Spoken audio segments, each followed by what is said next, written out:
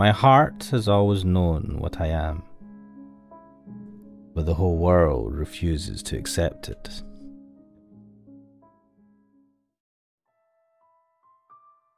Hello and welcome. I'm Ashmanix, and once again, we're playing the house in Fata Morgana. It's been a while since I last played this. Hopefully for you, the viewer. The last episode came out last week, and this will come out the week after. But for myself, it's been a gap of a couple of weeks. Yes, just kind of stuff kind of got in the way, to be fair. But in our last part of the playthrough, Michele was suffering. I had to actually watch a little quick recap of the last episode, but Michele was being tortured by Amy. So we were looking at the backstory of Michele, continuing that backstory, and Michele was being tortured by Amy, quite literally, brutally tortured, and being made fun of for being,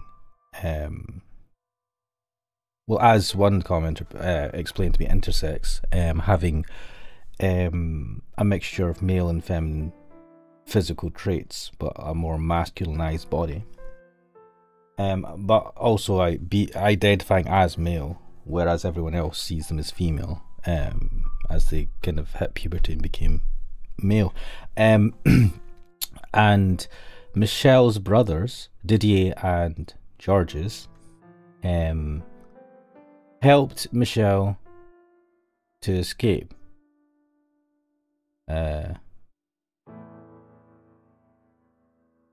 And Georges kind of they were both kind of, they were accepting, or they seemed to be accepting of Michele being a man, but also trying to prevent Michele from being supposedly killed by their father. And so Michele this was how Michele ended up being in the mansion. And then at the end of the last playthrough, Michele gets a package delivered from home, and turns out to be a portrait of what so this has been years after the fact. I can't remember if it was like 6 years or something after Michele first came to the mansion, and he gets a package from his mother, and it's a picture of him if he were to be a woman, saying that, you know, one day you'll turn back to this and everything will be fine. It was horrible, and obviously Michele really didn't take it well, especially since it had been 6 years since Michele had received anything of note from, I think, the family besides supplies. And Georges had painted the painting, because in the letter Michele's mother said that, you know, I got Georges to paint a picture of you as you quote unquote should be, or whatnot. Yes, so kind of pretty harrowing stuff. And I can just imagine Michele, we're kind of like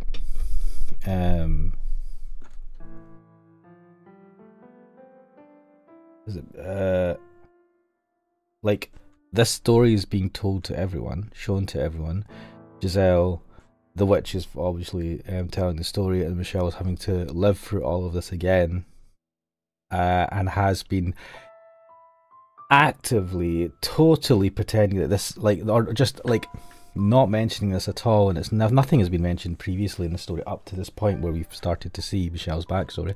So definitely this is a very sore point for Michele. I mean, I wouldn't say it is necessarily worse than what Giselle had to go through. Giselle had to wait like hundreds of years for Michele, but it's pretty bad. Ooh, but anyway, now reminding myself of all of that is making me feel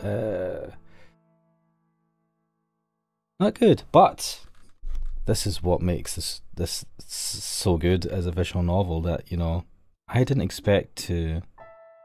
I thought there was a twist, and then a bit of another twist, and another twist, and now we're here. So I think let's get into this. I'll have a swig of my water, and hopefully I haven't forgotten how to do the voices, as if I varied them that much anyway. Switch to the full screen. And let us start back in the chapter called Exiled. I believe is the most recent.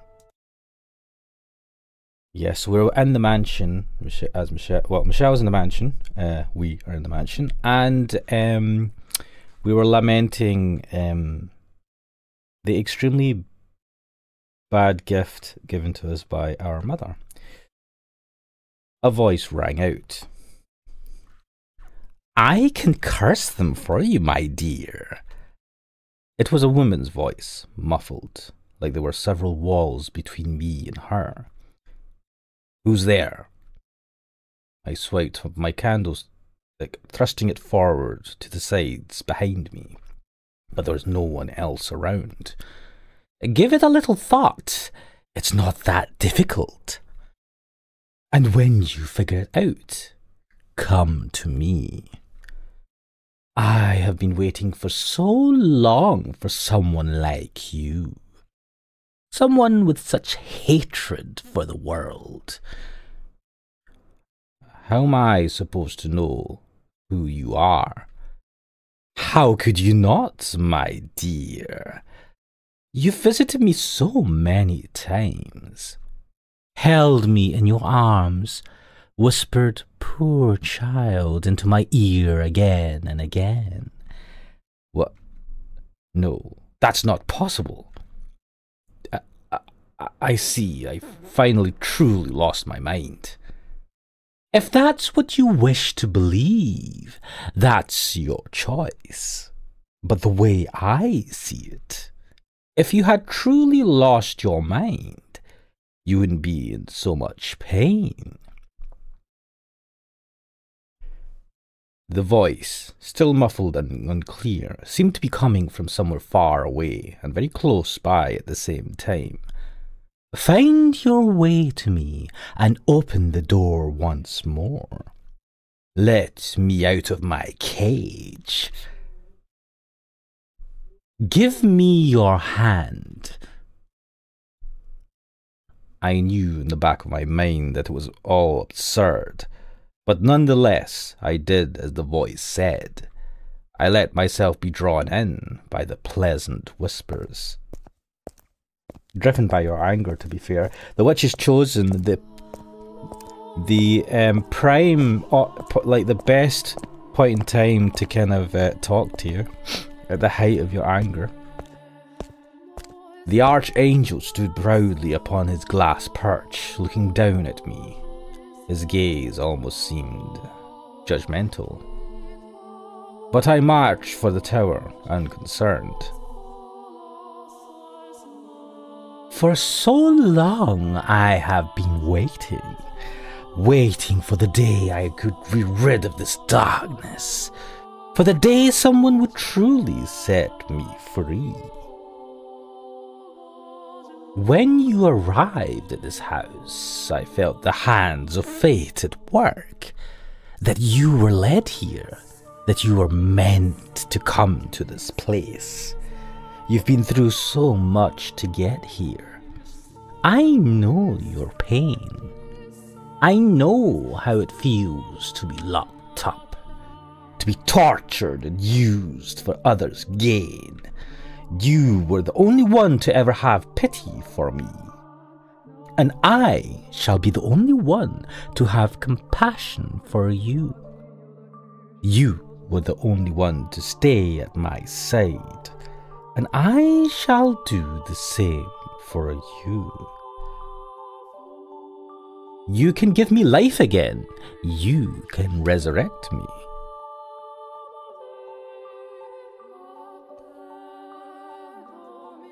Now, open the door, Michele. It felt like I was no longer in control of my own body. Her voice was tender in a way unlike either mother's or Amy's. Enticingly so. Standing at the top of the observation tower, I pushed open the door. And the first thing I saw was a ray of light shining through the window. He said, so Michele has said that the witch's voice is enticing, right? I apologise, my voice is definitely not, for the witch is not enticing. And nothing else. Thank you for opening the door. It was empty. The skeleton, which had been sitting there as long as I had been at this house, had vanished without a trace. I spun around, my gaze darted back and forth across the chamber, but there was no one there. Only her voice whispering in my ear. You made this possible. You gave me the chance to have my revenge. Revenge? Now I can make those men suffer a hell even worse than the one they put me through.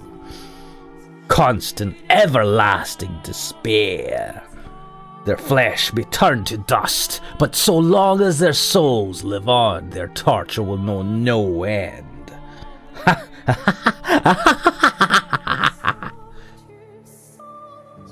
The tenderness in her voice crumbled away, leaving only raw loathing behind.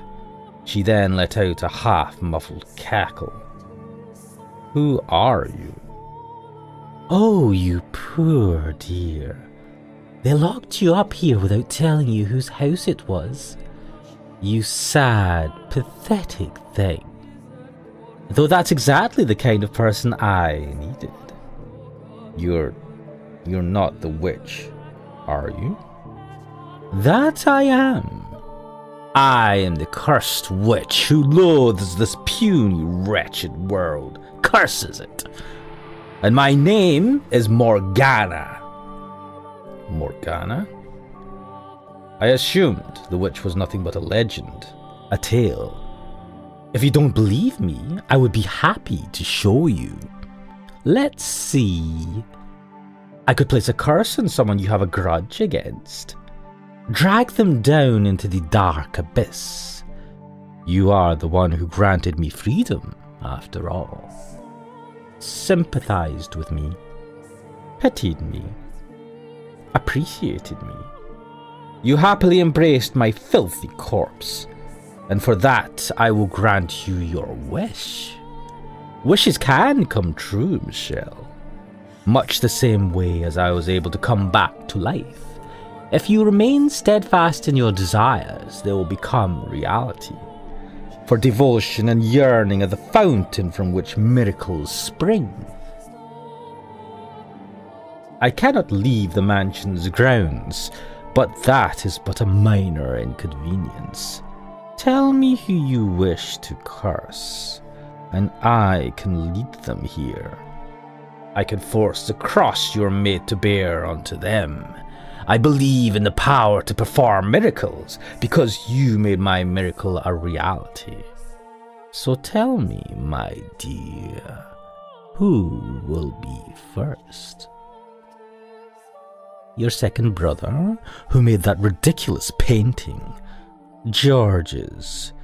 Shall we kill him? He deserves at least that. He brought you more than enough pain. But if you would rather, you could curse your mother instead. Or the woman who set you on this path. Or perhaps you would prefer your father. With him gone, you could return home. Ask, and I will perform a miracle for you. I didn't think she was lying either. As ridiculous as the whole affair sounded, the skeleton had disappeared from the tower, and I was hearing a disembodied voice. But beyond that, the voice seemed to have a sort of magnetism to it.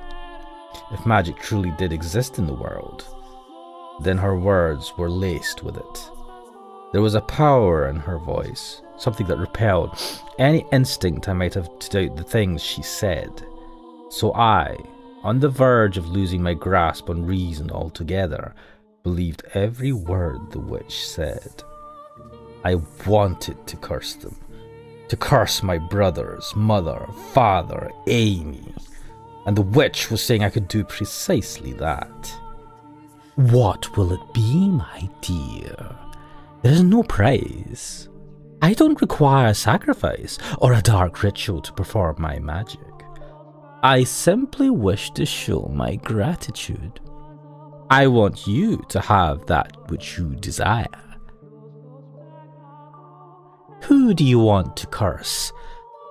The witch's sweet whispers hung in the air for a brief moment before wisping away. All the muscles in my body tensed up. I felt woozy, like the floor was wobbling beneath me. It took everything I had not to fall over. Who did I want to curse? Oh, and you are welcome to choose more than one. What a generous witch, eh? Oh, damn. All of them, even.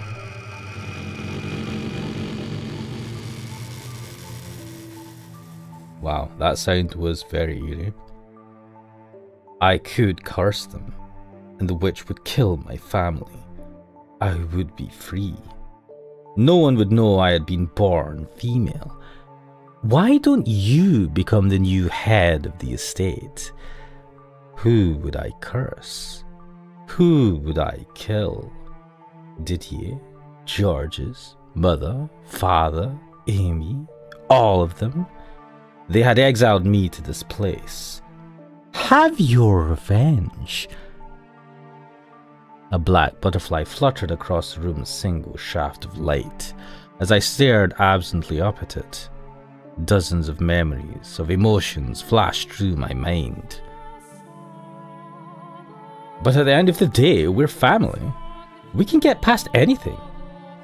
With enough time, everything will go back to the way it was before. Just like it did for myself and George's. I don't understand. Why would I think about them now? They've abandoned me. Left me in that room for 2 years, and they left me here for 8 more. Oh wow, it was 8 years. Man. They don't care whether I'm alive or dead. So why should I? Why should I? Because you love your brothers. Despite it all.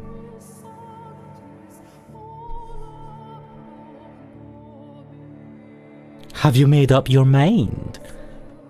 I have. Then tell me, my dear, who will it be? Who will you curse? No one. I cannot curse anyone, Morgana. Surely you jest. I know just how much you wish to see them dead. I felt all your hatred, your despair, and you mean to tell me you can't curse them? It struck me just now that I can't do that to family. I cannot curse my own family. This is the family that cast you aside, labelled you cursed, made you suffer for years, and then locked you away in this remote mansion. And they don't even feel even the slightest bit remorseful about it, any of it. I understand that. I know that they don't give the same weight to their words as I do. I figured that out long ago. I know I'm alone in my prayers, that they don't want the same things as I do, that I trusted them more than they ever deserved. So why then can you not curse them? Because I don't want to hate them. I don't want to bring them suffering. On the contrary, I want them to be happy. You have no place in that happiness, though. It is a happiness that rests upon your misfortune. Why then should you not drag them down so you can find respite for yourself? I would find no respite by cursing them. How can you be so sure of that, my dear? I most certainly found a great deal of it myself. You're trying to follow your conscience, I can see that. But that good is superficial, and all it does is shackle you.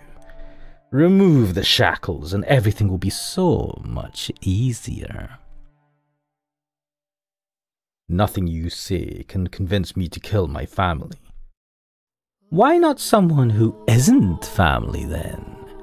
Surely you can think of at least one person you would like to see dead. Oh, I most certainly can. I could kill her a dozen times and it wouldn't be enough. But just because I would be happy with her death doesn't mean there aren't people who would be sad to lose her. Oh, Michele. You're far too good. I'll just be like, witch, just kill them all.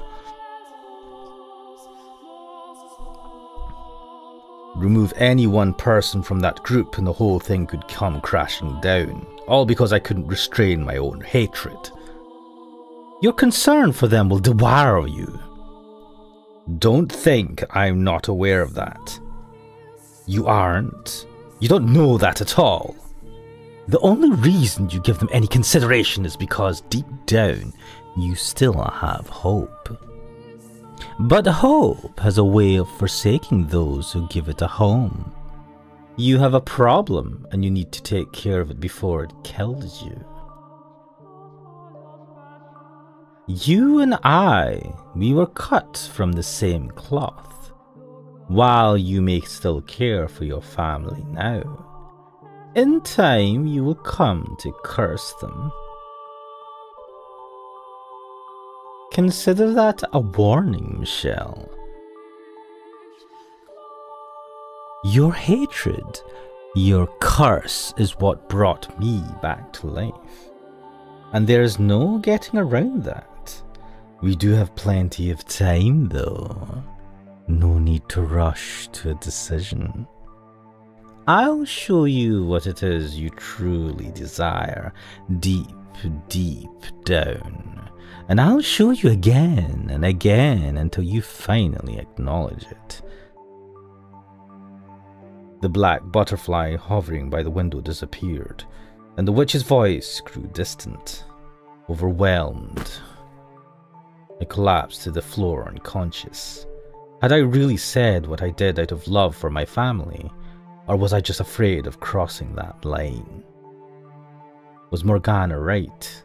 Was my heart now home to a terrible monster? If I actually had resurrected the witch with my hatred, maybe that was what I was now.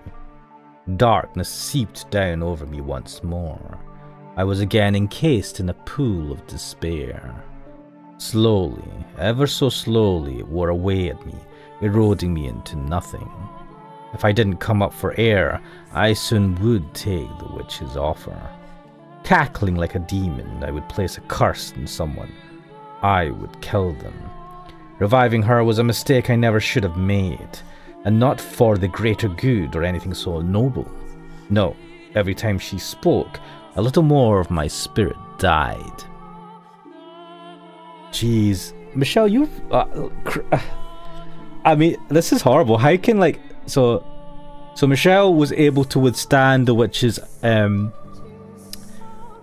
what do you call it, seduction. Well, the witch is trying to, lure or seduce Michele to kill, to succumb to that hatred, to succumb to it and want revenge and have them killed by the witch, by a curse.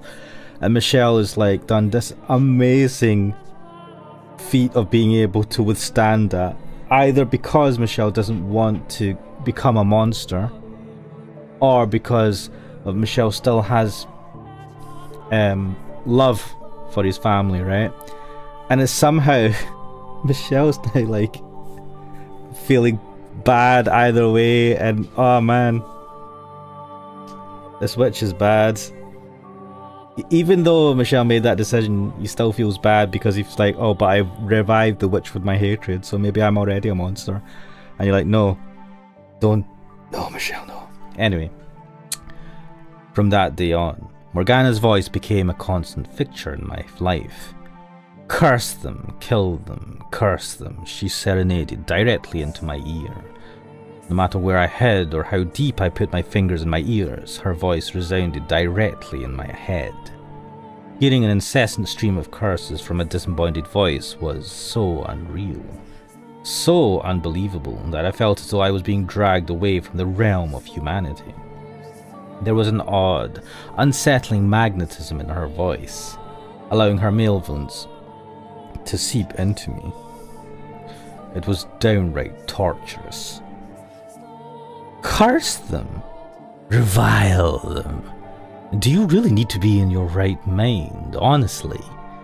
Your fixation in holding on to your sanity is what's causing you so much anguish. Admit it. There's more darkness, more seething malice inside you than anyone else. That's why you were the one who resurrected me. Admit it.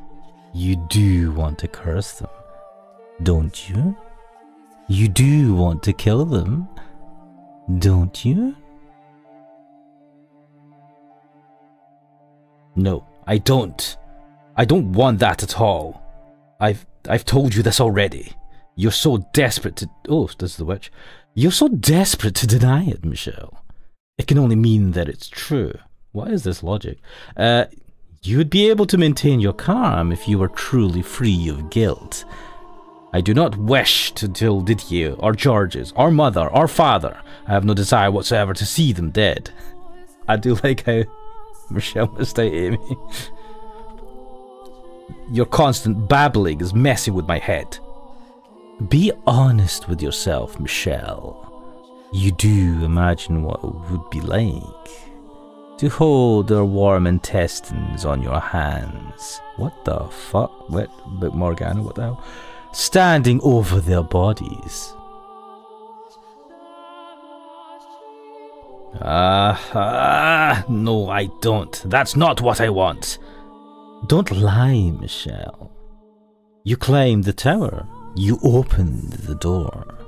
You sought me. No, I wasn't in control. No, Michele, you were. Enough! I'm done listening to you. No, don't take your anger out on inanimate objects, Michele. Do you even know where I am? Where are you? I'm standing behind you. In front of you.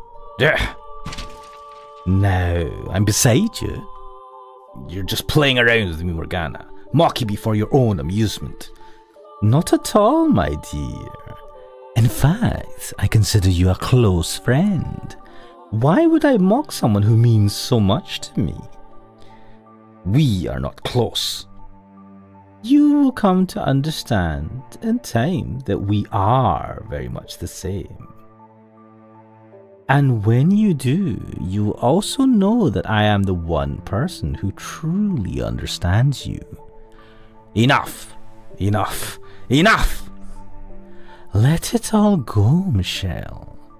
Curse it all with me. Despise it. Kill it. Make it suffer. Curse it. Please, just stop. And where might you be going, Michele? Wherever you run, I will always be by your side. Are you going to pray to God to exorcise me? Now that's quite amusing, considering I am the child of... I'm not trying to hurt you, Michele. On the contrary. Stop talking. Please, just stop. I want to set you free from your misery. I can't take it anymore. Please, just be quiet. But who's there? I'm here to deliver your monthly package. I see. But, Michele? Is something the matter? I opened the door and there stood a servant of the Bollinger estate. He seemed to be quite perturbed by the sight of me. I must have looked terrible. Morgana's voice, her words, sapped my spirits dry. A human. A normal person, not a witch or a spirit or a demon. I knew good and well that the servant would never do anything to help me. He wouldn't believe a word I said. But at that point, His humanity was enough for me to latch onto. Help me, please. Pardon? The witch, she talks to me. She never stops talking. Oh, this is not going to end well. I'm begging you, please get me out of here. Let me go back home in your carriage. But please, let me go back. The witch's voice, it's killing me. It won't go away. I can't escape it. Please, I need your help. You've gone mad. What? You're crazy? See, this is why I didn't want this job. Having to deliver supplies to this damn cursed mansion. Having to get anywhere near that Bollinger's youngest child. What the hell? No, I'm perfectly sane. You sold your soul to the devil. Don't think I'm in the dark about that. Wait, what? No, I did no such thing. You're completely insane. No. I'm done with this damn job. It's not worth all the riches in the world. Not if it means I have to be around a lunatic like you for even a minute. What the fuck, servant? Well, that was something. Why? I am not crazy. I am perfectly sane. I'm not mad. Michele, your mind is far, far from sound.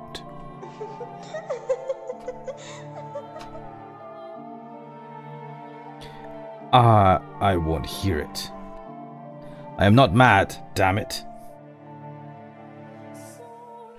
I am not insane. I won't hear it. The witch spent nearly every waking moment of every day at my side, talking and talking and talking about how mean-spirited humans were, how ugly they were, an endless loop of vitriol, and she never seemed to tire of it either. Every single day, on and on and on. She also made a point of reminding me about myself, everything I was trying to get away from. But as much as I fought to ignore her, to not let the things she said in, she slipped past every wall I put up, her every word warping me. There was no escape. Curse them, revile them, remember the things they did to you. Close your eyes and envision it. Remember the scorn in their eyes, the way their lips twisted as they laughed. You need only curse them, and you can wipe those reprehensible smirks out of existence.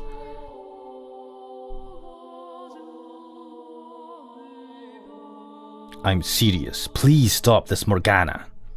Please stop talking to me. I'm begging you. I seriously can't take it anymore. Oh, now why would you say that, my dear? It's just the two of us in this gloomy old house. I don't see what's wrong with a little conversation. Your voice, everything you say is eating away at me. I care for you, and everything I say is meant to help set you free. I wonder, I mean, the witch here is tormenting Michele so much that it's almost, I mean, I know she's like making it sound like she's trying to help Michele, but she's just torturing Michele. He's torturing him even more, in a sense, than most of the family did, with the exception of Amy, and maybe then, yeah, like, why? The witch seems to really want to make Michele suffer. Was Michele involved in the witch's life? I wonder. And we've just not seen that bit yet. It's not been revealed. So I will continue saying it. You're allowed to hate the people who have wronged you. They don't deserve happiness. Someone who's always smiling for you is someone who's certain to betray you. Someone who values themselves above all will not hesitate to put others' lives on the line. Someone who covets wealth and power will sacrifice his friends and family to obtain it. Wait, let me just read those two examples. Someone who's almost smiling for you is someone who's certain to betray you. The mother. The witch's mother, wasn't it? Someone who always values themselves above all will not hesitate to put others' lives in the line. Oh, I don't know about that. Someone who covets wealth and power will sacrifice his friends and family to obtain it. I suppose these are supposed to refer to Michelle's family, but I was just wondering if there was also a parallel with what happened with the witch, because there was the king who had coveted wealth and power. There was the young man and his sister who, to be fair, he valued his sister's life over all else. And then someone who was always smiling, I think. Well, actually, no, there was the guy, the cutthroat guy that killed everyone just for the sake of it, I think. Anyway, I think I'm getting distracted here. I'm going off in a tangent. These are the kinds of people you once surrounded yourself with. I have told you repeatedly that I will not curse anyone. Why must you be so stubborn, my dear? I could ask you the same. Why won't you just leave me be? Because I can't stand to see you like this. With one word, you could be free of your pain. But because you insist on shackling yourself to your idea of a family, you're making yourself miserable. We are the same type of person, Michele. The type who has the right to curse others. Regardless of what kind of childhood you had or how much hatred it instilled in you, Michele, you are a cursed man named after an angel. You need to realize how twisted you are, and soon. Wait, is the witch... I mean, it's almost like the witch is making fun of Michelle's predicament. Granted, the witch is saying you are a cursed man and all that stuff, but like, you need to realize how twisted you are. I mean, that could be misconstrued to regard twisted because Michele regards himself as a man, rather than just that, like, twisted because Michele wants his family dead. I don't know. It's a bit. The parallels between those two. It's not like the witch is directly making fun of or trying to ridicule Michele, but it's almost like she is using the same type of vocabulary to reignite those memories of how Michele feels, that as if he's twisted because he believes he's a man and everyone thinks he's a woman. I don't know. It feels like that's done on purpose. I am not twisted. Do you honestly still believe you're normal? Yeah, this normal, like... The witch is an asshole. Tell me what's normal about someone who happily embraces a skeleton. I mean... Why you? Oh, you're so horrible. But that was a favor. I love this. No, I don't love this. The witch is throwing this good thing. Granted, it is odd, but like under the circumstances, I don't blame Michele. But Michele holding the skeleton in his arms, trying to like pitying it and trying to give it some comfort, even though it's a skeleton, and the witch is throwing this back at him. This witch is fucking almost worse than Amy. Tell me what's normal about someone who hacks away at a girl's face with a knife. You know what that's about. You are not normal. And I will repeat it as many times as I have to. You need to accept that. Why must you hold so tight to your sanity? If you would just let go, you wouldn't have to suffer. No one is going to come and save you, my dear. The only thing that can save you anymore is your loathing. We are the same. I am nothing like you. I am not a witch. I'm not cursed. I'm human. I'm a human man. Yes, a man. With that body. Oh my god. Do you know? No, I'm convinced the witch is worse than his family. Oh, my dear friend. Let me tell you something you should be quite pleased to hear. Do you know what some say about people like you, those who are neither male nor female? That they are like unto God. Oh, do people say that? Like unto God? Indeed. You should have been worshipped for your divinity, but instead your family cursed you. Is the witch trying to draw even closer parallels to herself, who was treated like a saint because a miracle happened when she was born?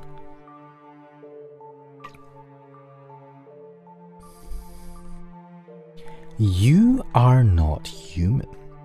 From the second life was first breathed into you, your fate was decided. No, you're wrong. If I really were wrong, you would not be here now. You would be back home with your family. Perhaps you would have a pretty little wife, living a normal, happy life together. But you have long since strayed from that path. It's well out of sight now. I have not. I am human. I'm a person, a normal person, the youngest son of the Bollinger estate.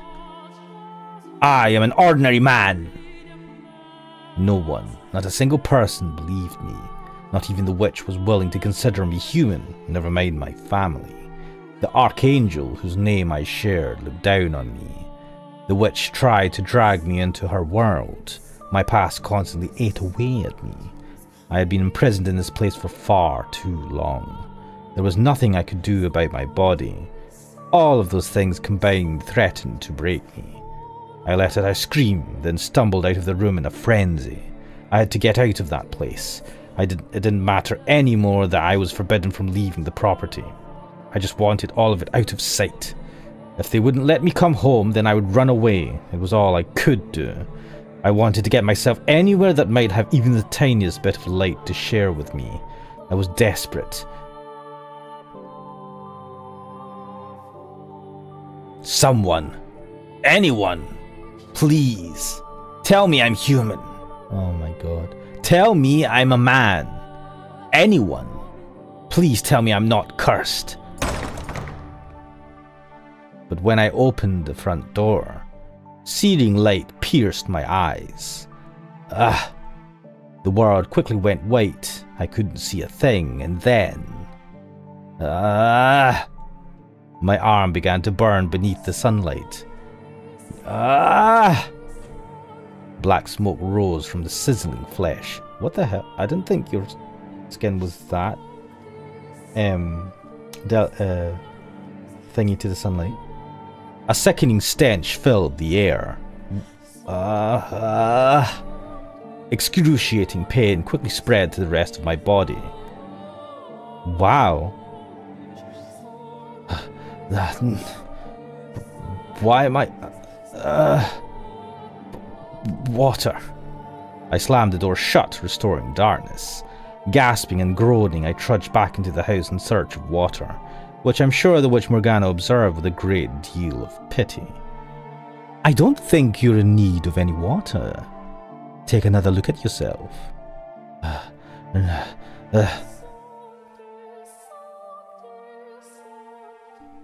With that, what little light managed to worm its way into the corridors to guide me, I dragged myself to the chapel, stopping beneath the pale light shining through the stained glass window. How? I wasn't burnt. In fact, my skin hadn't even turned the slightest bit pink. There was nothing wrong with me as far as I could see. Where had that pain come from then? And the distinct stench of burning flesh. This is your doing, isn't it, Morgana? I know what you're experiencing. It's happened to me too. Sometimes, enough emotional distress and despair can cause physical pain. No, but that happened specifically when sunlight touched Michelle's arm. That's pretty specific. That wasn't just general pain from emotional distress. The mind and body are much more tightly linked than you think, and your mind is far more damaged than you know. You poor, poor thing. You have my sympathy, my dear. You sad little child. Collapsed on the floor in front of the multicolored window, I felt like the whole world was closing in on me, or perhaps metamorphosing around me. I was completely and utterly cornered, and there was no getting around that, which left me with only one option: to stop fighting and accept the harsh reality before me. It would make everything so much easier. The whole world said there was something wrong with me, and I was the only one who tried to deny it. So in the world's eyes, that meant there was something wrong with me. I was abnormal. I was irregular. I was mad. I was cursed. I was not human. I was not a man. If I'm not human or male, maybe I should just call myself a witch. I did, however, remain firm in my refusal to curse anyone, unwilling to give up that last piece of my humanity. Everything else I let go of, which took a great deal of weight off me. I stopped caring, and I stopped thinking. I stopped wanting someone to accept me, and I stopped wanting to run away.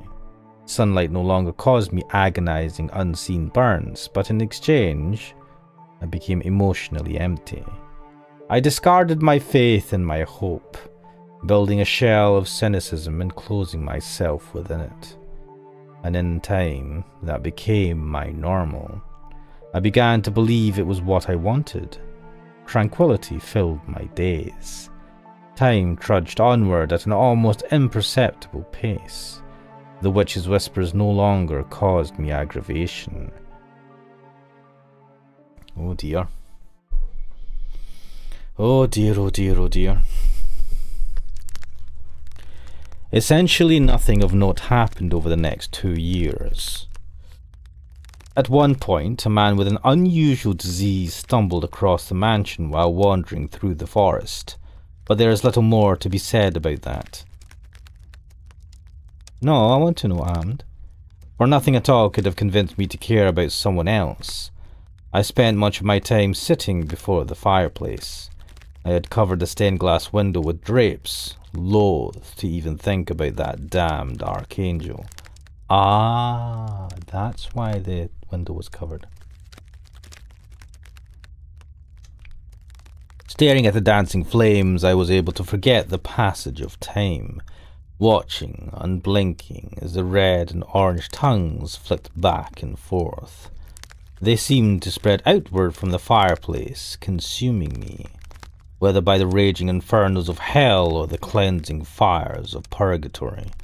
The thought of being swallowed up and burned to ashes by a massive conflagration was quite pleasant, but those visions never became reality. Tell me, Michele, what are you thinking right now? Do you still not want to curse them? What is your problem, Morgana? Seriously, why are you so fucking insistent on this? Like, what do you want from this? Why? Why do you want them? Why do you want them cursed so badly? Like, there has got to be something to this, because the amount of insistence is ridiculous. Look at yourself, Michele. Look at how you're living. Do you really want this life? Have you ever thought about dying? Seriously. Michele, would you like to die? What? Okay, what is... Just... Does this witch... why does Morgana just continue to get worse and worse? That's the right answer. God has said that taking one's own life is a sin after all. So why are you tempting me with it, witch? That's good, Michele. You've made the right decision. And I shall be there with you until the very end, my dear friend. Honestly, part of me did desire death. I just didn't have enough energy to take my own life. Oh. My mind and spirit were too far decayed.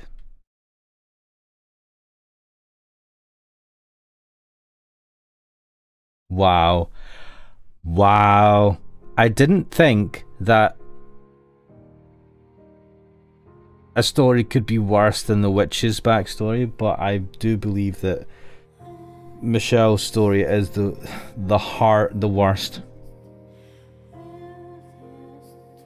Well, I mean, technically Giselle was in terms of the amount of time that Giselle had to wait, but like to just kind of read through or see through Michelle's backstory is hurting my soul.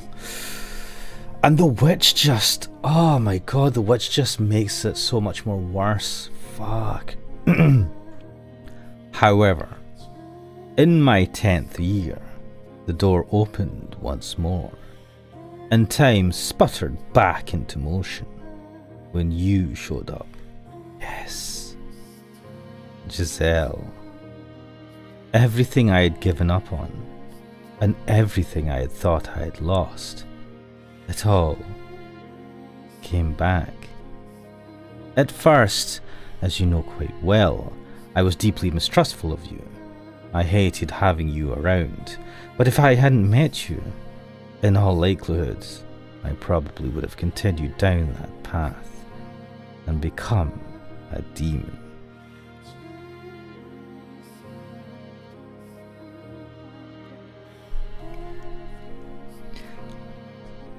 I don't know why it feels so good to see Giselle just now. But you seem to me like a rather handsome man. I think I get what you're trying to say, but my mental image of a witch is defined more a woman. Oh.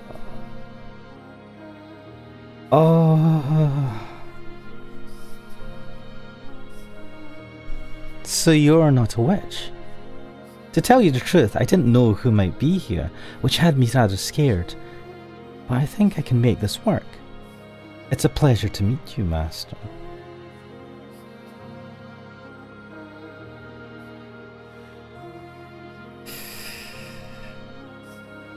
After taking care of Giselle, I returned to my room. I was, to be quite honest, dumbfounded, and it was naturally the witch who stoked the fire of my apprehension. Why would you let that woman stay here? She came for the Bollinger estate, and we both know how you feel about your family. Chase her out. Give her a little scare and she'll be gone within the day. Look at this conniving little shit. I was actually smiling there when Giselle said that. Oh, yeah. I love that. Didn't realise the importance of what she said till it didn't sink till now. If you'd rather not, I could always frighten her in your place. A rattling window here, a couple of broken glasses there.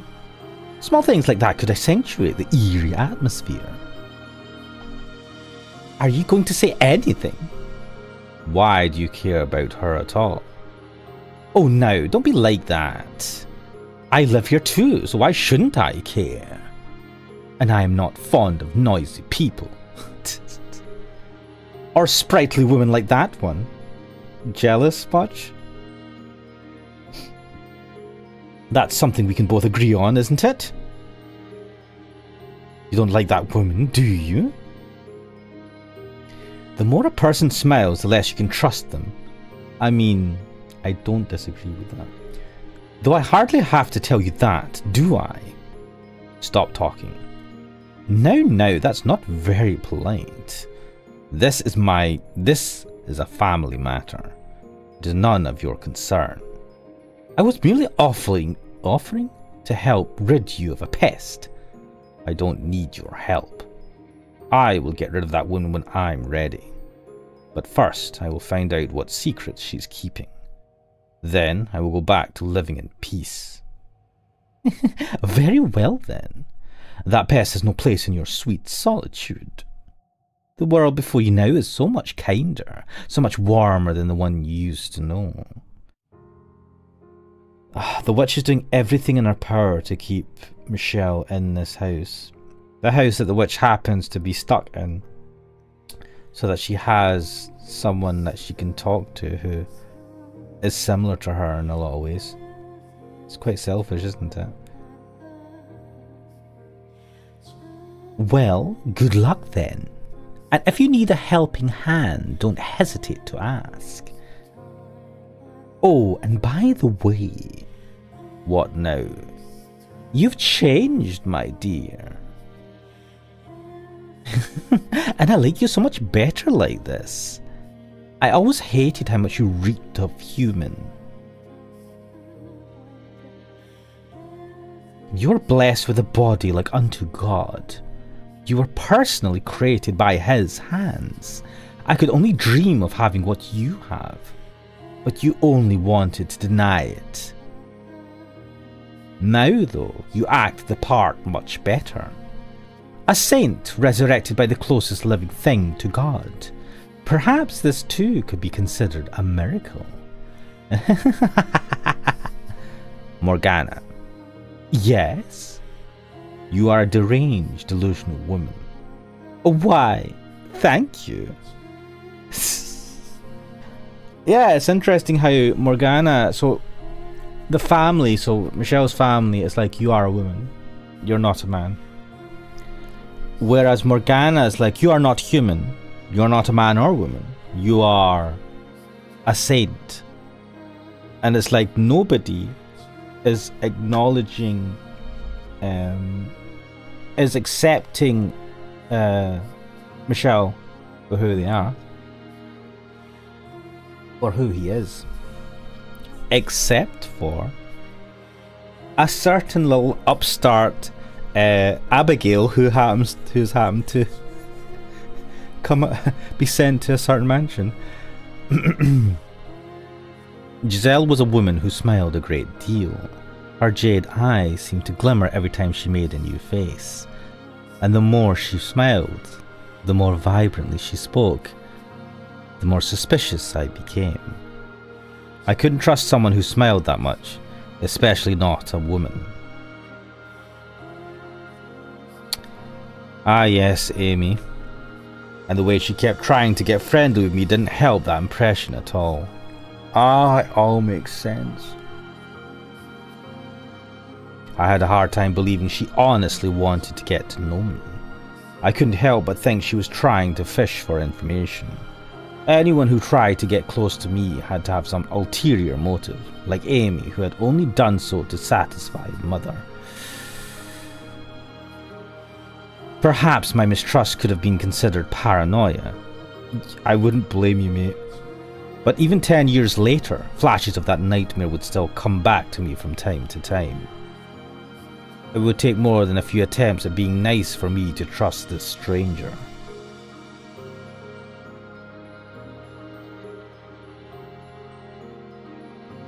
Eventually I came to the realization that she was hiding something, and I convinced myself it was out of guilt. So I wrote to Mother in search of something I could use to tear her down, to get her out of here. Bad, Michele. That was a horrible thing to do. I should have listened to Giselle rather than Mother or the witch. But I had conflated her with Amy in my mind, so I was unable to see where the truth really lay. Yes, and I think she looks a little bit similar to Amy as well. That might have caused the issue. Part of the issue. Made Michele more wary. I was only able to perceive her as malicious. So instead of her, I put my faith in Mother's words, despite Mother never once doing the same for me. Oh. My beloved daughter Michele. Oh yeah, I got confused there. I was like, daughter, yeah, wait, no, what? I deeply regret having to put you in this situation. I never wanted to let that woman get anywhere near you. She is a witch. A terrible, sinful witch. A dreadful, tainted woman. She lay with my husband. With your father. She is a lowly merchant girl who wormed her way into our family, so she could exploit your father for money. She committed a grievous sin, the sin of adultery. I tried to have her executed, but your father wouldn't allow it. One small mercy from an asshole. So instead he had her banished to atone for her sins. To atone for her sins.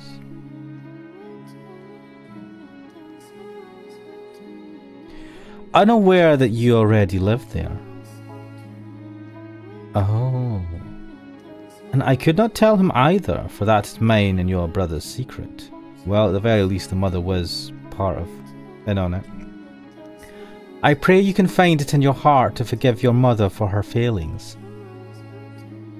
Forgive me for delivering a witch to you. I would not be surprised if she tried snooping around. She is a ruthless fiend who will do anything for money. Should word of your curse happen to spread, it would surely draw unwanted attention from the church. We have no allies except each other. Michele. With this letter, I have included a knife. The blade has been blessed with holy water, which should allow it to eradicate the corrupt, evil soul of the witch. I ask of you, with all my heart, to send that awful creature back to hell.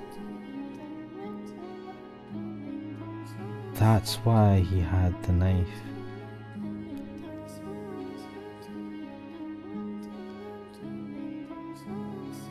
Yes, that.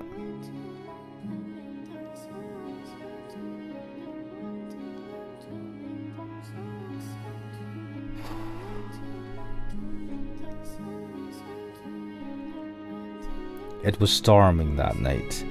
Erratic claps of thunder ripping through the sky. Giselle let out a panicked scream, shoving me back, and the look in her eyes kicked into motion emotions I had thought I had lost. I knew that face. I knew that scream, because that face had once been mine. I had screamed with the same utter despair at the world.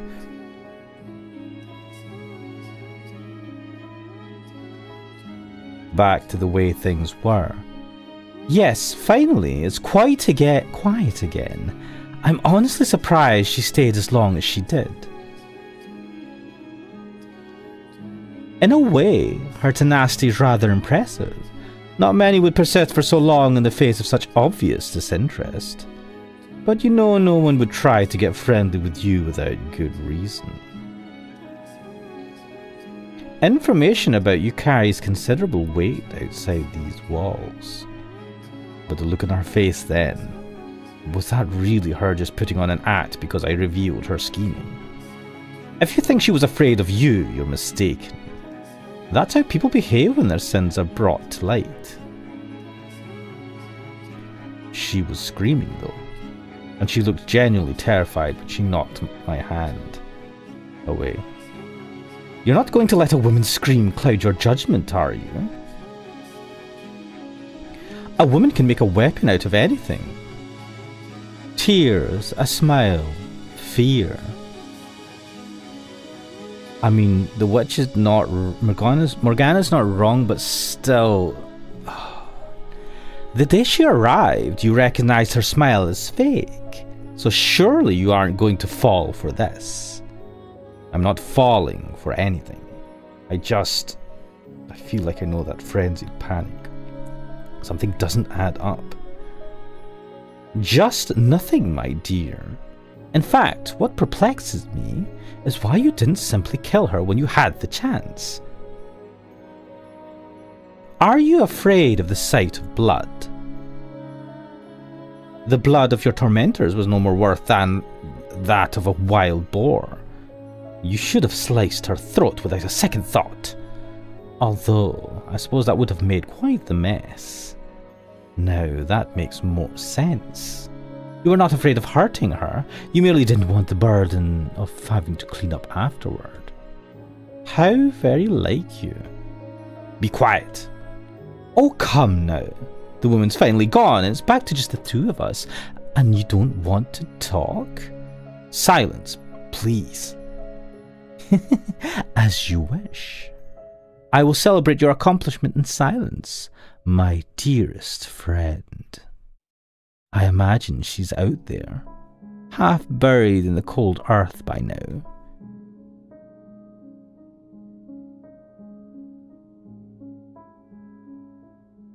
I get the chills every time I consider where I would be if I had done as Mother said. If I had killed you, or if, out there in the forest, you had succumbed to the unforgiving weather. Life had never given me much in the way of good fortune, but you coming back, you being alive, was absolutely a blessing. I'm done. I can't take it. I'm through with this whole world. You don't have any idea what I went through there. How hard it was just to keep myself together. Giselle, I do understand. I know very well how difficult, how painful it can be for no one to believe you, for no one to accept you. I know far too well what it's like to want to scream that you're done with this whole damned world. I truly do.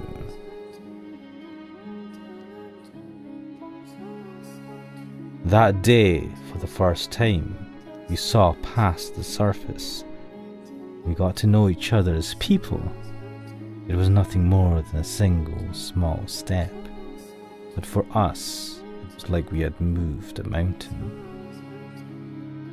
I still remember how light the light felt as it shone through the windows we opened together.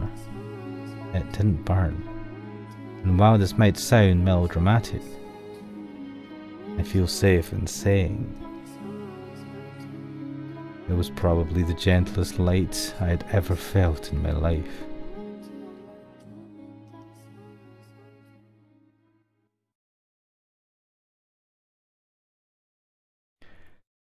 Following my reconciliation with Giselle, I started turning back into my old self. Well, I suppose that's not quite correct. I felt a comfort and peace with myself that I never had before. That may have been the first time I was really human. Having someone else around began to feel normal. It was something I was certain I would never have. It was incredible. Though to someone else, our time together may have seemed frivolous and empty, our conversations meaningless chatter. I'd never thought the day would come when someone would laugh at something I said, when someone would smile at the sight of me. However trivial, seeing Giselle smile made me happy. Oh darn it, where'd you get off to? Are you here? Are you in the vase? What's on the racket? Is something the matter? Ah, master. Yes, a cat. Wait, there's a cat in the house? Huh? A cat? A naughty little cat's been sneaking into the cellar the past few days, so I'm trying to catch him. If you happen to come across him, don't let him get away. Right. And what will you do once you've caught him? Well, I don't want to punish him. That would be mean. If he insists on coming back, I think I'll take him in and teach him how to be a house cat. There's a cat in this house? Awesome. You mean to keep him? Are you not fond of cats, master? I don't mind them, no. Then there you have it. I hope he doesn't take too long to warm up to us. Oh my god, this is so much better. I love this. maybe it'll help if you give him a name. Ooh, a name. That's a great idea. What should we call him then? You decide, Master. You want me to pick the name? This is your house, after all, so it's only right you would be the one to choose. I'm not sure I follow that reasoning. What does the cat look like? Well, he's wild, so he's dirty, I guess. And he's kind of got some spots here and there. Is he ugly? I'd say so, yeah.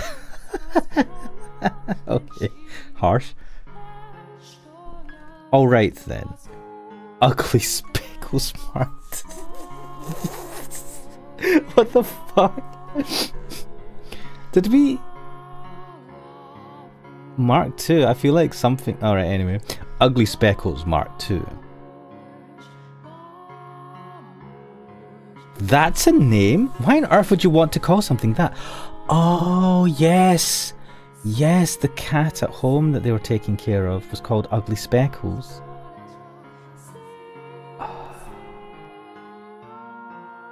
And what does Mark 2 even mean? But be quiet. It's on you if he runs away, Master.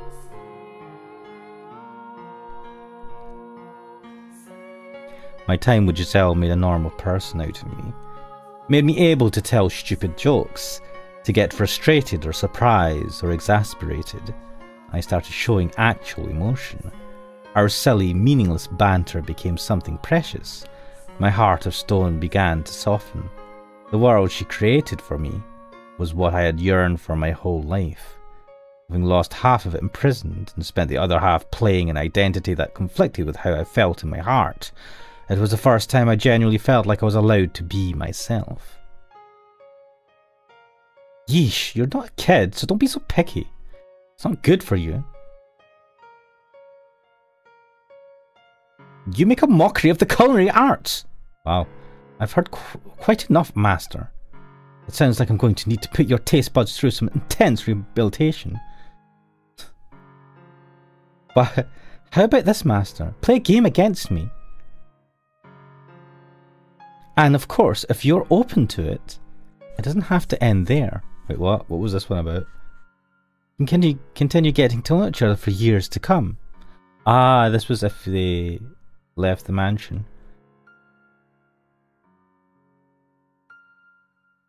Giselle. Though I did my best to not show it, I think that I treasured our time together even more than you did. I'd latched onto it, desperately refusing to let go. I needed it, and I needed you.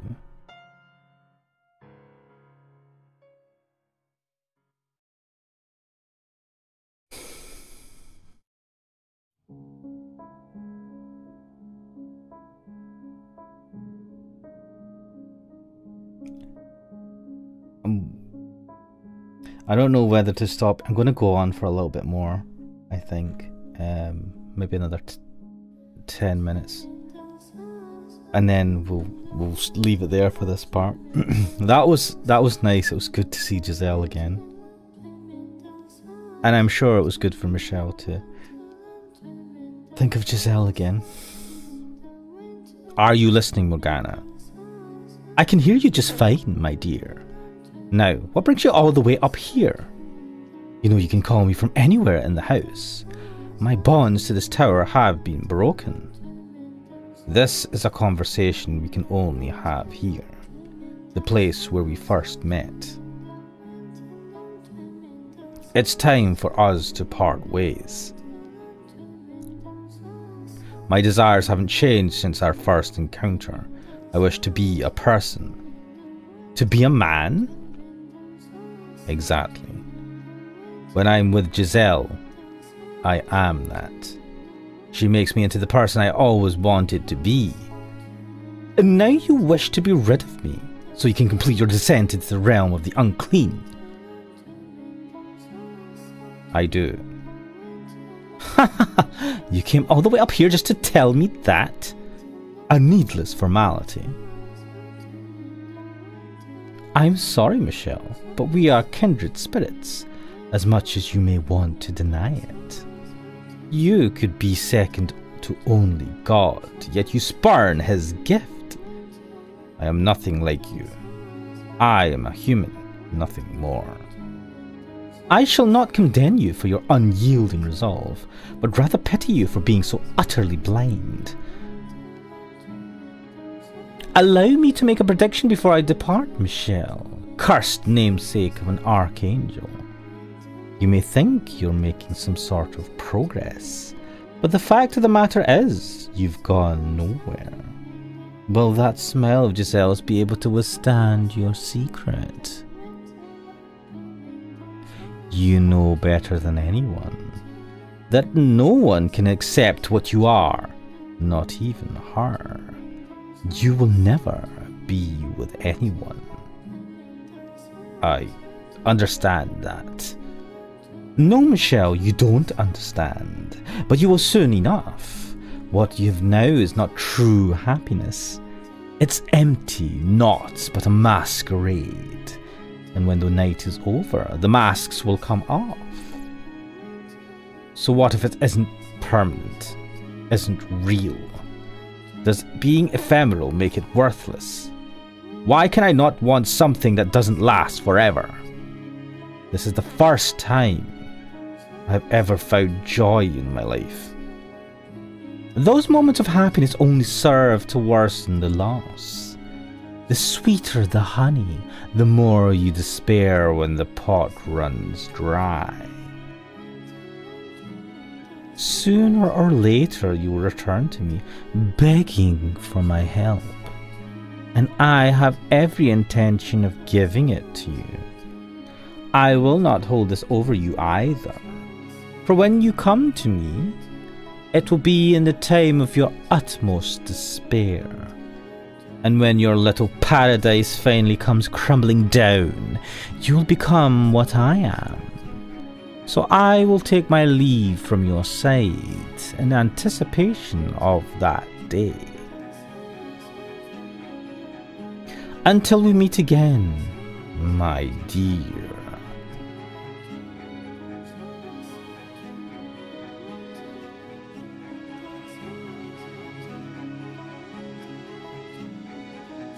Oh, hello, Master. I was just looking for you. I heated up some wine and thought you might... Is something the matter? No, I'm fine. Thank you. No, it's nothing. All I did was warn over the fire. Are you sure nothing's the matter? I shouldn't be hearing the witch's voice anymore.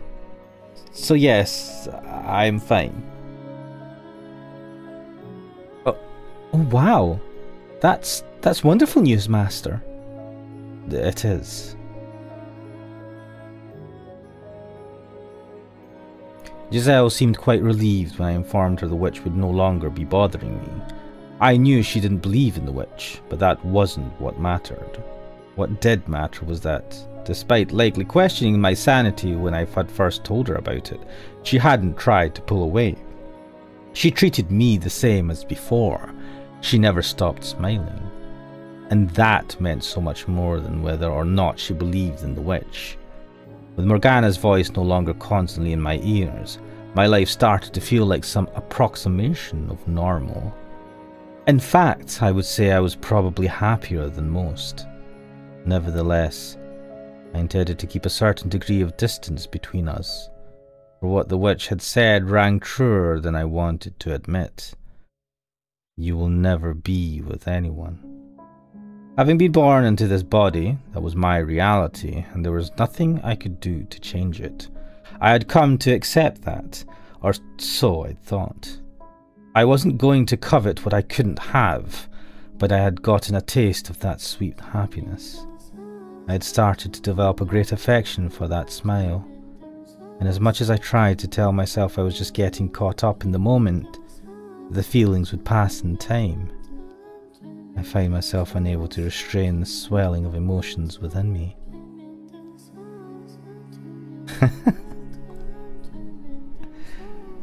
That day by the fireplace, I thought that all I wanted from you was friendship. To have you in my life, always nearby. I thought that if we were simply friends, I would still be able to see that smile, even if you were to learn that what I was. That if we were merely friends, you would be able to accept that. So I would keep these things I felt inside at all costs.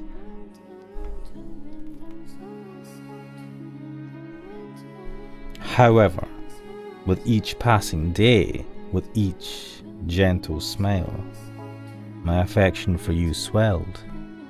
It reached the point where, as hard as I tried to keep it contained, all it would take was the slightest nudge for it to come spilling out. And it made me desire what was out of reach. I was convinced I had changed. Because this happiness had become my everyday, I had no right to any such thing. But I came to wish that I could be the center of your life. I yearned for you, and I wanted you to yearn for me. And like the fool I am, I thought that with you, it might even be possible.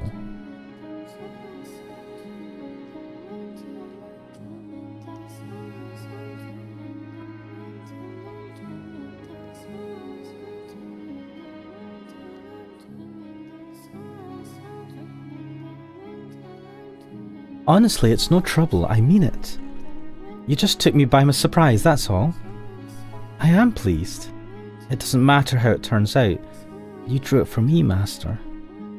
Whether it's good or bad is irrelevant. I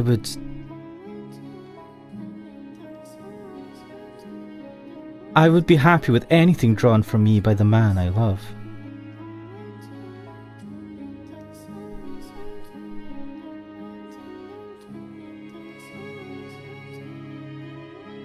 That one word set me into motion, for I had long since fallen deeply, utterly in love with you, and there was no escaping that.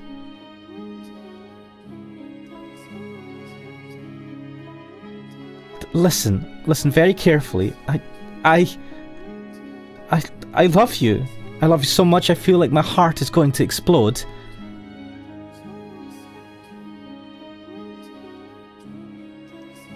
Nevertheless, there was also no escaping my past, what I was, knowing I could never truly be with you.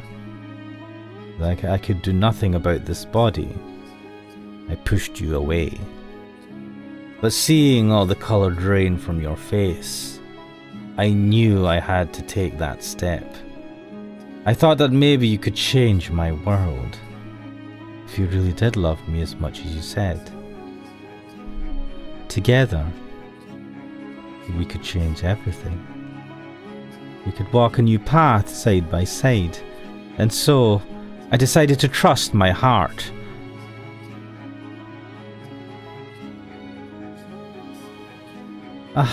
I'm in heaven. I'm so happy I could cry. I mean, you are crying, Giselle.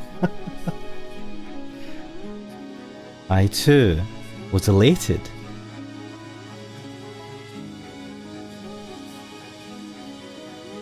Giselle, I'm sure you thought I was a kind-hearted man, that my love for you was pure and chaste, and I wanted to be that for you, but beneath the surface lurked indecent desires. Despite saying I didn't want to hurt you, that just having you by my side was enough, my desire bubbled up at the warmth of your skin. I wanted to let that heat take over, to let my hands run free. I could feel it burning inside me. I longed for intimacy, not just emotionally, but physically. I wished I could lay you down on my bed and satisfy those desires. I wanted to make love to you. Unfortunately, that was not possible. I didn't have the ability, no matter how hard I try. My body lacks the capability to be one with you. I can pray, and I can long, and I can wish all I want, but my body will never be what I want it to be.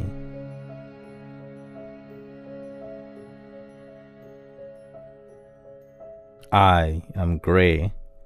Though I have always known my true colour, I have no way of becoming it. My heart has always known what I am, but the whole world refuses to accept it. Every time I claim I'm normal, 5 say I'm an abomination. Would it really have been too much to ask for me to be born normal? To let me be who I truly am? Is that really so much to ask? Things began to change when I learned my father Antonin had passed away. Georges would, I assumed, be busy preparing to take his place, and if what he had said was true, then I would be welcomed back to the estate. I would no longer be a demon child, but a member of the Bollinger family once more. Deep down, though, I couldn't completely believe it would actually happen. After 11 years in exile, I had no idea how they felt about me anymore. Would they even remember a promise they made so long ago? Fear that they wouldn't threaten to consume me, but Giselle, as she often seemed to do, put my mind at ease. No matter where I go, you'll be there with me, Michele. It's true, I am nervous not knowing what the future holds, but not in a scared, something bad might happen kind of way. It's more of a jittery, excited anxiousness. I'm confident the two of us can overcome anything, no matter what obstacles may come our way. Together, we can create an even more wonderful future. Could I believe her? Could I have faith in her wonderful future? That she would always be there with me? That we would return to this state and finally move on with our lives? That together, we could create a future? No, that wasn't a question. I wanted to have faith. I wanted to believe as much as she did. I wanted to believe that even if I was grey, I could have a normal life together with her. She had rescued me from the depths of hell, and now I wanted to make her happy.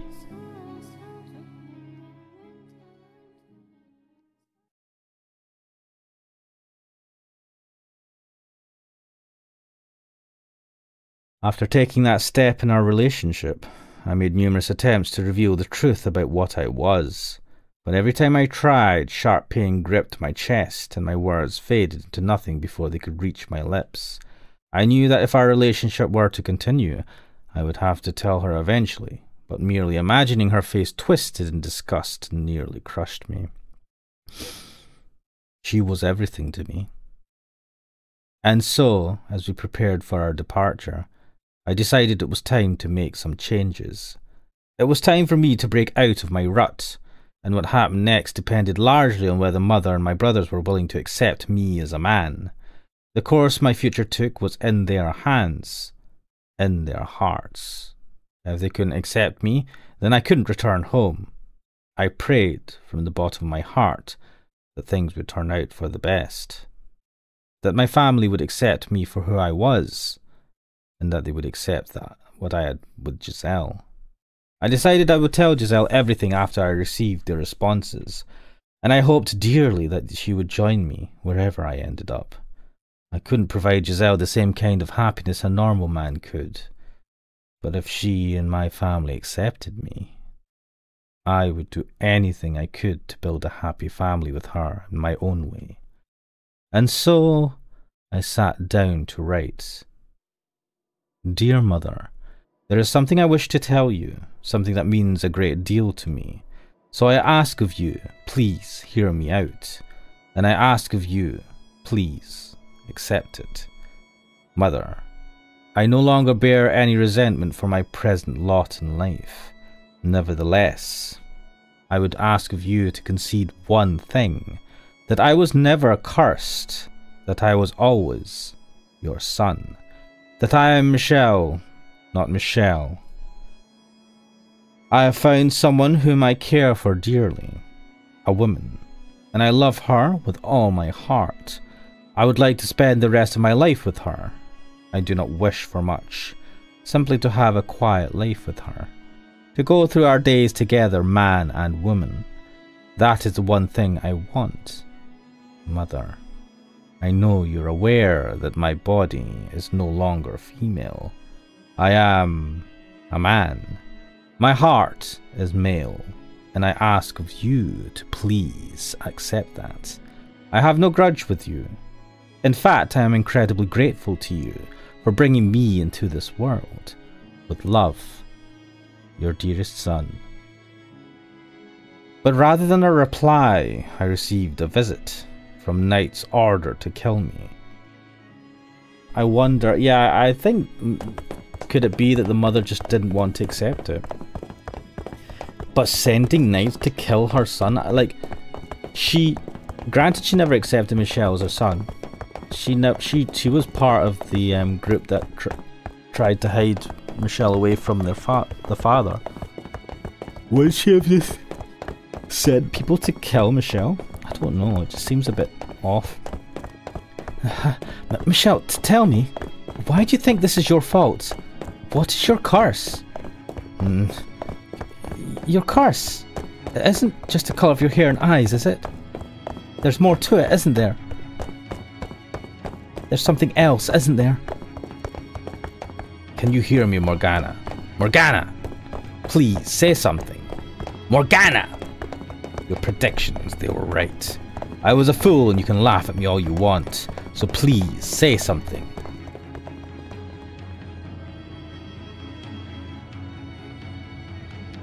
Death. Death to the unholy one. Death to the heretic. Death to the witch. Why won't you answer me, Morgana? Why can I not feel you there beside me? You said you would help me when I came for it. Well, here I am, begging for your help. Please, come back to me, just this once. I know you're there somewhere. Please, before they break down the door. Michele, I'm alright. It's okay, Michele, I'm not scared. You're here with me after all. I'm fine, it's all fine. So please, hold me until it's all over. Please, stay with me. Michele, my dear, why would you ever believe that fairy tale nonsense? Why would you ever think a wonderful future awaited you? Morgana, here you are now, wretched, pitiful. For that you have my sympathy. I will help you in your time of need. Ah, finally you speak. Michele, I can feel the despair emanating from you. You hate it. It kills you. This is how you're rewarded. For fighting to be yourself. You know exactly who sent those knights, don't you? They rejected you, rejected what you are. Hey, Michele, are you alright? Your family, unable to accept your body and heart, branded you a heretic and turned you over to the church. Yes, they did. And did you hear what the knights were saying? They even accused you of being a witch, taking my sins and placed them on you. Come back to me, Michele. You hate them, don't you? You want to curse them, don't you? You want to kill them, don't you? I shall grant you that wish. Out of your hatred and despair, I shall make my own wish. And that wish shall become a curse upon your family's wicked souls. You'll grant my wish then, Morgana. Yes, absolutely. Tell me what is it you want, my poor little darling. Michele, let your contempt flow free. Give me the names of those you want cursed. I want you to protect her. Excuse me? If they find her, she could be accused of betting a witch and executed as well. So please use your power to keep her safe. You said you would grant my wish, did you not? That was not the wish I was hoping for.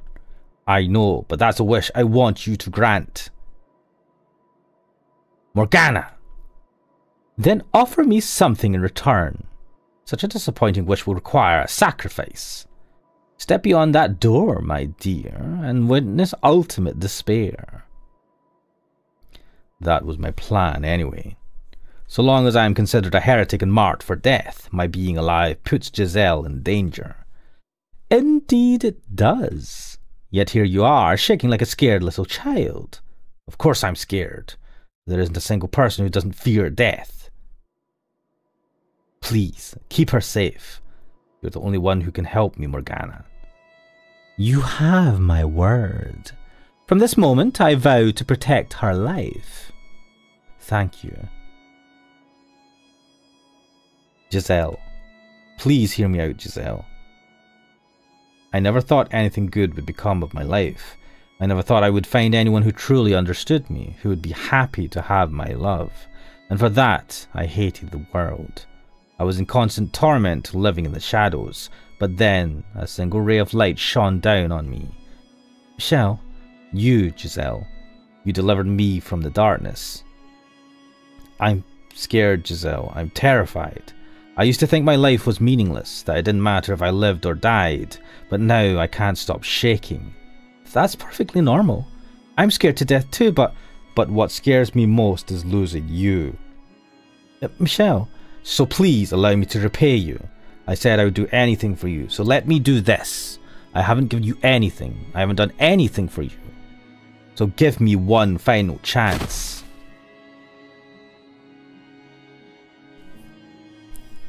Michele!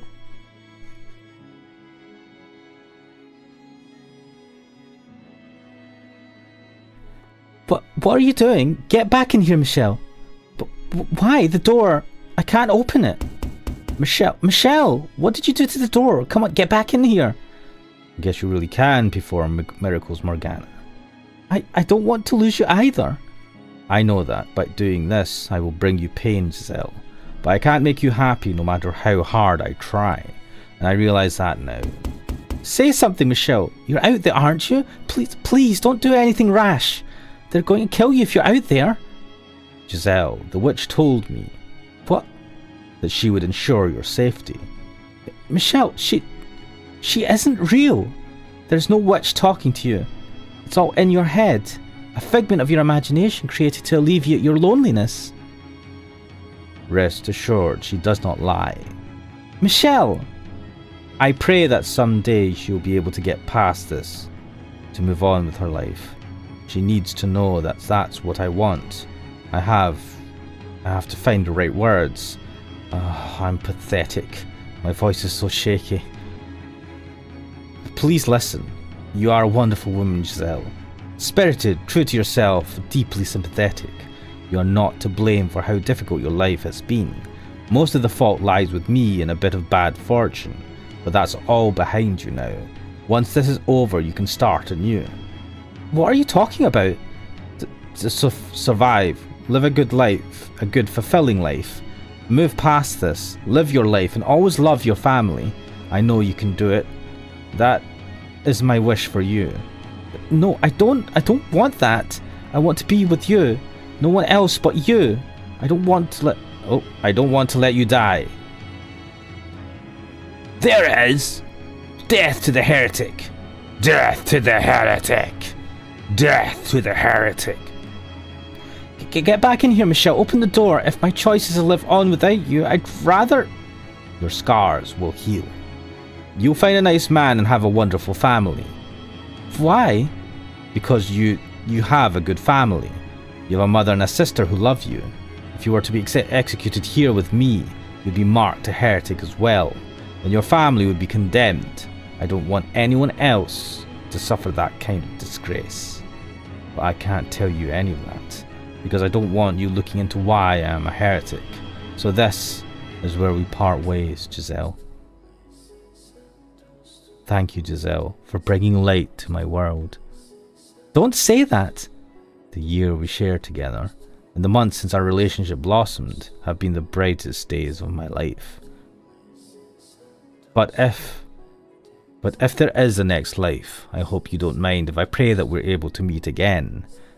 And this time, that we can find each other once more in another world, in a body that better suits me. Michele! Michele!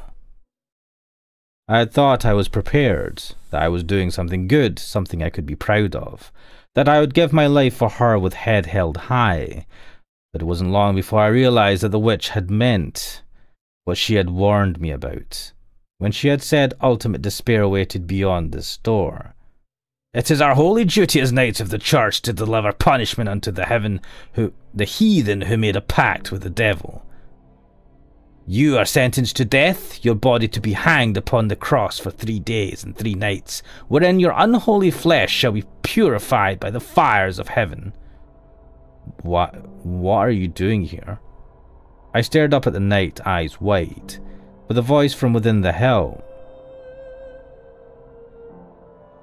No. No.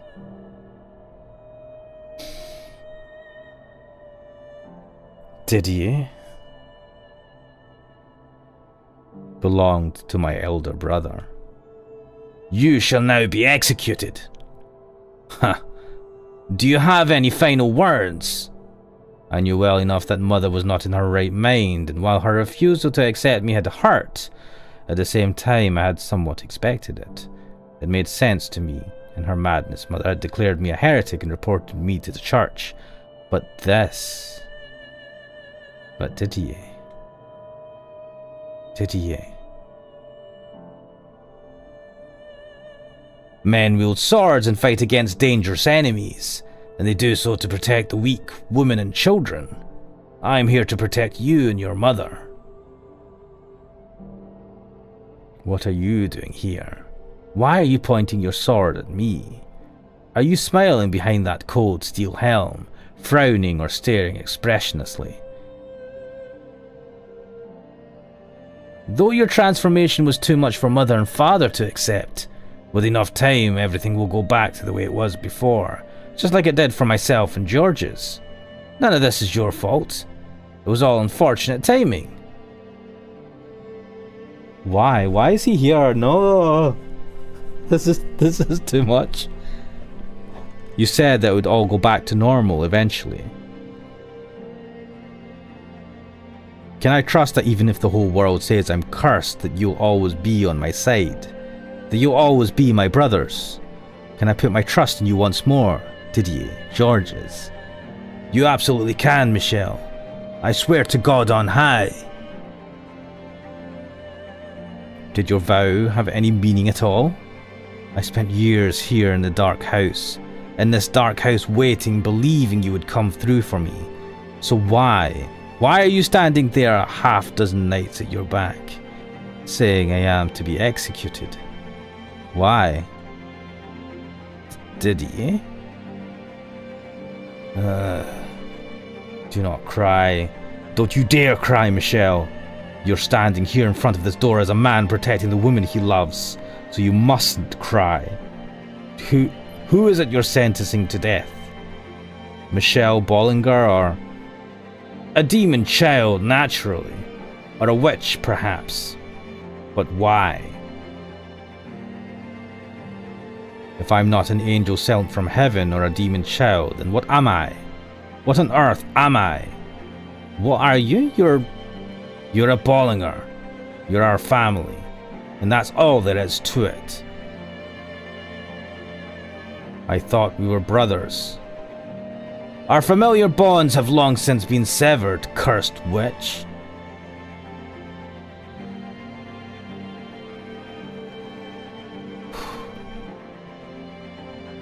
Ah, now I see, Giselle. This world never had a place for me.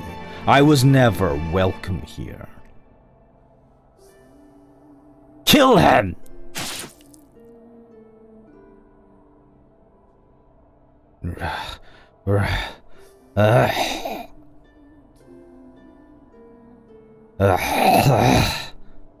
So many blades pierced my flesh. Didier's sword in my chest, lances in my arms and shoulders, arrows in both my legs. I could hardly even tell what hurt anymore. But the pain from within was much clearer. My heart cracked audibly before shattering completely. Don't cry. Do not cry. Tears will only make me more pitiful. So don't you cry, Michele. Don't cry. Oh. I believed in you. Did you?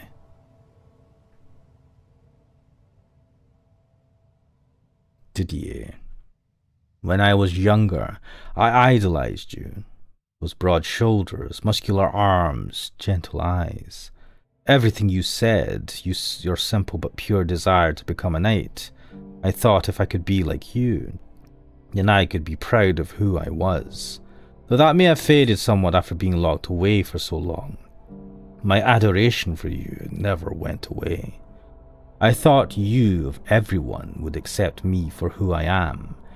And I thought you would celebrate my relationship with Giselle. That you would put those big hands on my shoulders, a smile on your face, and say, I'm happy for you. That you would welcome her into the family. That we could go on outings together on cloudy days, and maybe she could bake something for us. She's a pretty good cook after all.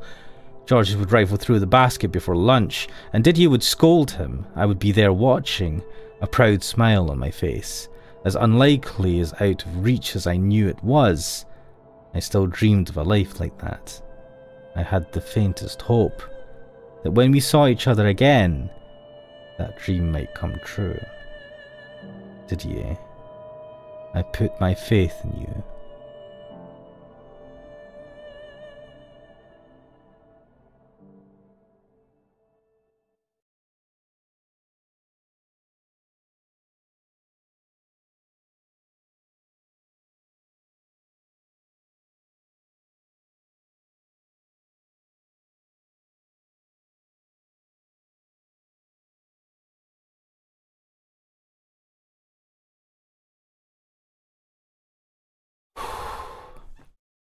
I think I'm going to save it there because I have that has been enough of an emotional roller coaster. For me, let's return to the title. Oh my god. Yeah, this has been going for almost 2 hours because I could not stop, and to be honest, I didn't really want to stop there either, but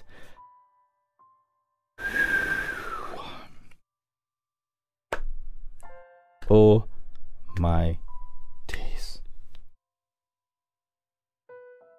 Let me just take a second to process that.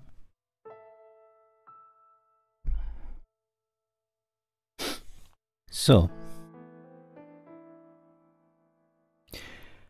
we kind of got back to the point where Michele met Giselle, and then we kind of fast forwarded through the important points of their relationship from Michelle's point of view in a way that we hadn't seen before, especially the point where Giselle had said, you are a man after all, so is a man, and you are a very handsome man, and like, it was so small, you didn't really think about it. I was like, yeah, I mean, Michele looks like a pretty handsome dude, but for Michele that meant so much, and the reluctance. Oh, it makes sense. It's not just because he's like, I can't trust you even though I trust you.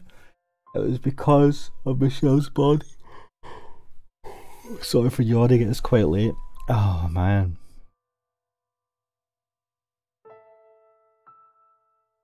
And at the end, for it to be Didier leading the Knights. And I was sitting here as I had been saying that Georges had been a two-faced asshole by or maybe he turned, or maybe he just kind of betrayed Michele when their mother kind of asked for Georges to do a painting of Michele, and maybe Georges felt bad, but still I was like, that's kind of shit, because Georges is like, yeah man, I accept you for who you are, yeah. And Georges is the more kind of flexible, chill brother, whereas Didier is a more kind of rigid, training to be a knight type of person, even though he's not over having an affair with his brother's wife, fiance, sorry. So that, yeah. But for him to come, what? It was Didier that had basically betrayed him, not the mother. Oh my god. Why, Didier? Why? Why? We trusted you. We looked up to you. Michele looked up to him. Oh, my days. Anyway, on that that note, man, I think I got kind of tears in my eyes from all of that as well. That was one hell of a... Oh, I don't think like I played I've gone through the Umineko visual novel, and that was something else. But even with that, this is something that, oh, jeez.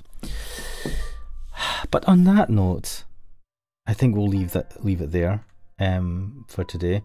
This has been a bit of a marathon session of the playthrough. But yes, I am Ashmanix. This is the house in Fata Morgana.